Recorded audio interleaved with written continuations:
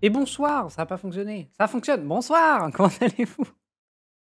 Donc là, ce qu'on va faire sur cette photo de mauvaise qualité, ici, on va faire un petit exercice qui est de, repasser, sur les formes avec les enfin sur la photo avec les volumes. Alors bon, c'est pixelisé, mais globalement, on s'en fout, non? Ici, nous avons une sphère, ici, on a un cylindre, ici, on peut rajouter une sphère, ici aussi. Ici, on a le triangle des épaules. Ici, on a un cylindre.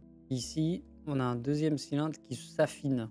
On va simplifier la main à sa plus simple appareil. Là, ici, on a un triangle pour le coude.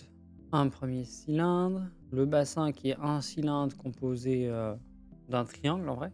Ici, on a un cylindre, cylindre, cylindre. De par ce fait, procédé de découpage de forme, c'est vraiment vous montrer que peu importe la position, le principe s'applique. Donc là, ça paraît facile parce que, bah, je repasse sur des photos, mais après on va construire un personnage avec les formes et vous allez voir à quel point on va faire une pause compliquée en plus, comme ça vous allez voir à quel point comprendre ce principe de base qu'on a du coup expliqué la semaine dernière est vraiment utile. Donc en gros, là, ce que je fais, c'est vraiment vite et vous comme vous voyez, genre au début, je faisais vraiment des cylindres ici, là. Et là, sur celle-là, je commence déjà à resynthétiser les formes. Je commence déjà à synthétiser les formes parce que, bah, déjà, j'ai pris l'habitude. Mais ça rentre, en fait, à force de le faire, on commence, voilà, par exemple, quand on regarde le premier bassin que j'ai fait et celui-là, il y a une compréhension qui se fait et donc j'arrive mieux à cerner les formes. Et donc, en fait, cet exercice d'observation, là, je le fais en rapide et sur une photo, mais en soi, vous pouvez le faire avec tout et n'importe quoi. C'est ça qui va vous rendre des informations sur comment c'est construit et, euh, et sur comment construire après, du coup. Et c'est ça qui est intéressant avec cet exercice. Donc, ici, c'est un cylindre qui est comme ça, même s'il est penché. Enfin, il est penché comme ça, quoi. Alors qu'ici, bah, c'est le même cylindre. C'est juste qu'il est dans une vue différente, avec une perspective différente. Et donc ça, donc si je continue, ça fait ça. Et donc c'est le même cylindre. C'est juste qu'il est d'un point de vue différent en fait. Surtout dans le fait de faire des poses différentes, c'est de voir la différence, enfin de voir justement la similarité des formes, que c'est toujours les mêmes en fait et qu'elles ne changent pas en fonction du point de vue. C'est juste la même, avec un point de vue différent, une perspective différente. Et donc c'est ça qui va rendre votre dessin meilleur. C'est la compréhension de dessin de personnage, hein, j'entends. Après, bah, quand vous aurez pris ce réflexe-là, bah, par exemple, si vous voulez dessiner un vélo, vous allez regarder à quoi ressemble un vélo. Et donc vous saurez faire le même exercice, mais avec un vélo et pas avec un personnage. C'est juste que moi, je fais avec le personnage parce que ben, c'est ce que je sais faire le mieux, c'est aussi le plus répandu. Et en plus, elle a vu qu'elle a un mini short sur la plupart de ces trucs, c'est plus facile de voir la forme du bassin en plus. Si vous voulez dessiner quelque chose, n'hésitez pas à prendre de la documentation, à voir comment c'est fait en fait. Parce que vous aurez un meilleur rendu. Même si vous avez un style de dessin pas du tout réaliste, allez voir comment c'est fait en dessous. Ça va forcément vous apporter. Et voilà, ici c'est le même principe. Cylindre en perspective. Et donc c'est juste relié parce qu'il y a un abdomen. Là je les ai toutes faites. Entre la première et la 18e, il y a déjà une évolution de la compréhension des volumes du corps. Un nouveau truc, et on va faire un personnage. On va faire un personnage avec du coup des constructions en utilisant les 3 volumes. Après j'essaierai d'expliquer en quoi les formes ont un sens aussi dans ce que vous faites. Donc d'abord on va partir sur le dessin d'un personnage, on va essayer de le faire en entier au moins jusqu'aux cuisses. Premièrement une tête, on va essayer de faire une pose un peu compliquée pour montrer l'importance des volumes. Donc là je fais exprès de faire des constructions en plus que j'ai pas l'habitude de faire. Pour que vous puissiez bien voir les volumes, comment je les utilise. C'est-à-dire que dans cette main-là, la main qu'il y a là, il y a un sachet. Du coup, là, j'ai de la perspective. Mes lignes de perspective, elles font un peu genre... Là, il y a le point de fuite. Le point de fuite, c'est là où toutes les lignes vont se rejoindre. Et du coup, cette grille de perspective, je reviendrai après dessus parce que c'est une notion compliquée, la perspective, en vrai, qu'on n'en est pas là. Mais ça va être la clé pour justement donner du dynamisme et encore plus de réalisme à vos dessins. Ici, je vais juste revenir sur le crâne vite fait.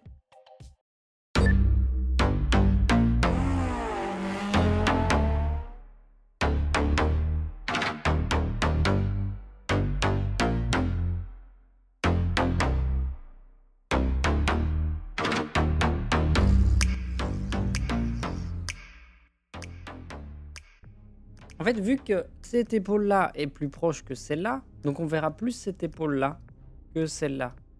Parce qu'il y a le torse qui passe devant, en fait. Donc vous avez une sphère le cylindre du torse, comme ça, là, et l'autre sphère qui passe là, comme ça, derrière. Ça, c'est une sphère sans 3D. C'est ça, la perspective. Donc ça, imaginons, c'est le centre du torse. Et bien ici, on a la sphère qui passe devant. C'est la sphère qui passe devant le cylindre, qui passe devant l'autre sphère des épaules. Et donc c'est pour ça qu'on voit plus cette épaule-là que celle-là. Donc là, vous voyez, même si j'ai fait... Bon, la pose est foireuse, hein, elle n'est pas à 100% correcte, calmez-vous. Mais même avec cette pose-là, j'ai ces cylindres-là, par exemple. Et donc si je veux faire, par exemple, un bracelet, on n'a qu'à suivre la position du cylindre. Et on a un bracelet qui tient la route. Parce qu'il suit l'arrondi du cylindre. Imaginons, il a un truc pareil ici, quoi. Dès qu'il y aura un truc sur cette surface-là, par exemple la ceinture, hop, il suit la ligne. Et donc globalement, ce sera ça pour tout. Là, on a le 2QSA de Pancake génial. Et ici, on peut voir quelques erreurs. Un truc quand on fait avec une épée, ce qui est intéressant. Ici, voilà, donc là, ton perso, il a une épée. Et donc, il est comme ça. Donc, tu vois, si j'ai le poing fermé, et si j'ai un truc en main, c'est pas pareil. La forme de la main. Il faut prendre ça en compte, c'est le volume de ce qu'il y a à l'intérieur et donc de comment la main agit. Donc comme ça, tu vois, ma main ici, par exemple, je tiens le truc. Et il y a cette partie-là de la main, je peux refaire sortir parce que je suis un mutant, qui vient là comme ça. Et donc, dans ton dessin, la paume de la main ici va passer devant le sabre. Et donc ça, c'est bien un truc. Le truc que je fais là, c'est bien pour vous parce que là, comme ça, par exemple, je prends la pose, et ben, je sais comment la main elle est. Et donc je peux la redessiner. Une batte, ça fait ça, hein, globalement. Pardon. La batte, ça fait un truc comme ça. Donc ici, ce qui est intéressant, c'est qu'on a la perspective, du coup, c'est vraiment un rond, mais un rond épais. Donc on va marquer l'épaisseur. Et ici, tu vas pouvoir faire ta batte. Il vient s'élargir déjà à ce moment-là. Elle s'élargit quand même, même s'il y a de la perspective. Tu vas avoir la main qui va être plus... Vu l'inclinaison de ta batte qui part par là, ta main, elle doit aussi partir par là. Parce que là, tu as fait une main qui part pas assez inclinée. Les choses ont une épaisseur et donc il faut savoir la représenter. Donc ici il y a la main, ici ça passe devant. Et donc si on reprend la ref, donc le pouce il revient plus par ici. Ici on a un premier truc, et donc là il y a la ligne de perspective de la batte en fait. Ce que j'ai fait là, qui va redonner c'est donner de l'épaisseur aux doigts en fait. Vu que les doigts sont aussi des cylindres, quand ils se plient comme ça, et donc ici il va y avoir une jointure à faire. Il faut faire cette épaisseur là, je vais venir rajouter du coup le volume du doigt et donc venir ajouter ce côté. Donc ici, on va reprendre le bras depuis l'épaule. Pas de face, pardon, c'est de cette forme-là, comme ça. Donc de profil, c'est plus cette forme-là. Si on veut la pencher comme ça, il faut savoir que le biceps vient et il s'insère là-dedans comme ça, avec le pectoral qui s'insère là-dedans comme ça aussi. Donc ça vient par l'observation en regardant, en faisant des trucs comme ça. Ici, on a l'observation, on a regardé comment ça se passait dans le corps humain, etc. Et donc, quand on a appris comment ça se passe dans le corps humain, et bien ici on sait que l'épaule va venir du coup en perspective parce qu'il revient là derrière, comme ça, avec le biceps qui revient.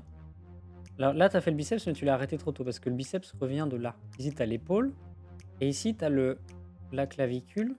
En fait la clavicule elle vient là. La clavicule est détachée des pectoraux.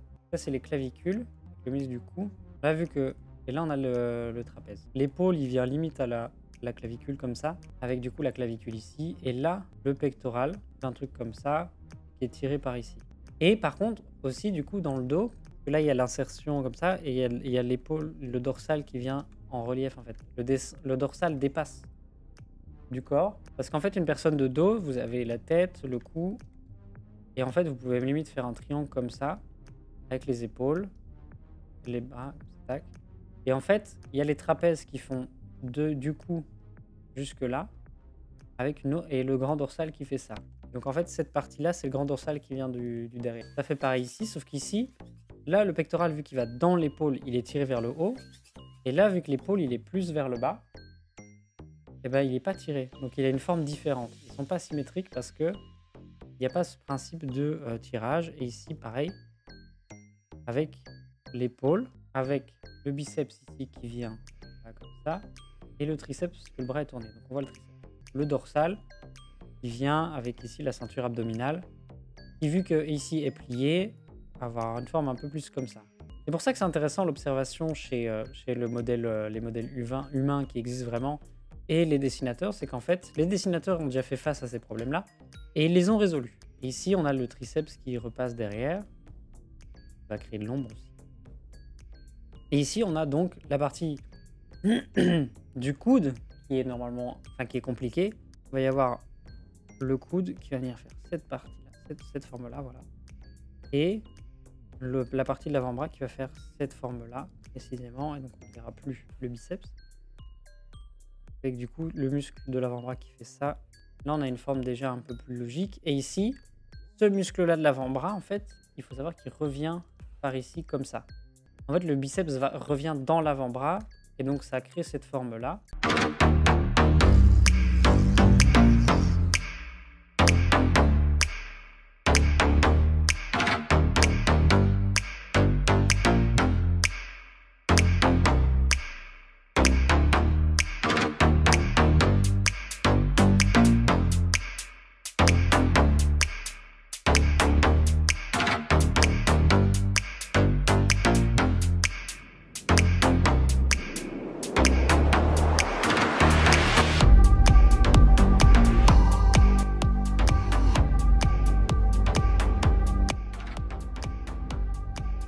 En fait, c'est tout, vu que les volumes ont une perspective, tous les traits vont suivre cette même perspective et c'est ça aussi qui va donner le réalisme au dessin et la vraisemblance. Et surtout la vraisemblance plus que le réalisme. Parce qu'en fait, là par exemple, on a un homme canard, donc ça n'existe pas. Mais avec les reliefs, etc., et rajouter les bonnes perspectives aux bons endroits, etc., c'est ça qui va donner la vraisemblance et le fait qu'on se dit, bah, le personnage se tient. Il n'y a pas de souci vis-à-vis de ça, tout est cool. Voilà. Qu'est-ce que dans votre dessin vous pouvez améliorer pour arriver à cette vraisemblance?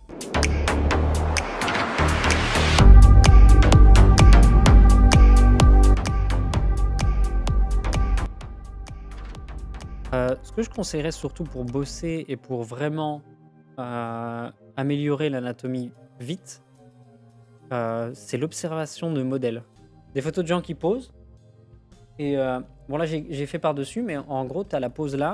Donc là, tu fais, OK, sa tête, elle est comme ça. Là, il y a son épaule qui est comme ça, son bras. Donc là, tu as ta pose. Tu l'as redessinée. Donc tu fais ton croquis comme ça. Et donc, en fait, tu observes des modèles que tu trouves sur Internet. Et tu essaies de comprendre et de faire de l'observation et de reproduire ce que tu vois. C'est ça qui va te permettre de mieux appréhender cette histoire. Ce que Bertrand nous a appris, en tout cas, c'est que, en plus d'être un BG absolu, du coup, dans nos dessins, il y a de la perspective. Et donc, cette perspective va concerner plusieurs aspects. Déjà, les volumes, en fonction du point de vue. Donc, si c'est vers nous, les volumes vont faire ça, comme ça. Mais ce sera le même volume. Donc, si vous observez un volume quelque part, donc là, par exemple, la cage thoracique, et ben de face, elle sera quand même comme ça. Au vu de haut, ce sera le même volume, en fait. Ce sera la même cage thoracique. Et la deuxième perspective, c'est celle-là, qui est que les éléments, eux, bah, par exemple, qu'on ait un visage de face avec les deux oreilles, ou un visage de 3/4, on verra qu'une oreille. C'est logique. Et un visage de profil, pareil, on ne verra qu'une oreille. Par contre, on verra la base du cou. Alors que là, on la voit pas du tout. Et là, on la voit un peu, mais pas trop. Ça, ce sont les deux sortes de perspectives qu'il y a. Et donc, qui vont induire le sens des plis, par exemple. De côté, justement, ces lignes de perspective vont amener le sens des volumes. Donc là, ce qu'on a appris de Monsieur Bertrand, c'est que la perspective va induire le sens du volume. Et va aussi, par exemple, là, vu qu'on regarde d'ici, et ben cette épaule-là, comme j'avais dit tout à l'heure, est plus proche que de l'autre épaule. Et donc, avec le volume va plutôt être comme ça. Parce qu'imaginons, la Janine, elle a un petit papillon sur son buste. Et ben là, si elle a le même petit papillon, et ben le dessin, il va être différent. Parce que l'inclinaison sera pas la même. Moi, je vous dis du coup, à demain, je coupe la musique. Je coupe la musique pour vous en mettre une meilleure, la musique qui va vous ravir les oreilles. Je vous souhaite une bonne fin de soirée et une bonne nuit, les chouettes. Merci d'avoir été là. C'était un plaisir, évidemment, vous le savez. Je vous dis thanks pour le stream et bonne soirée à tout le monde. Et bien merci Jabli. Bonne soirée à tout le monde évidemment.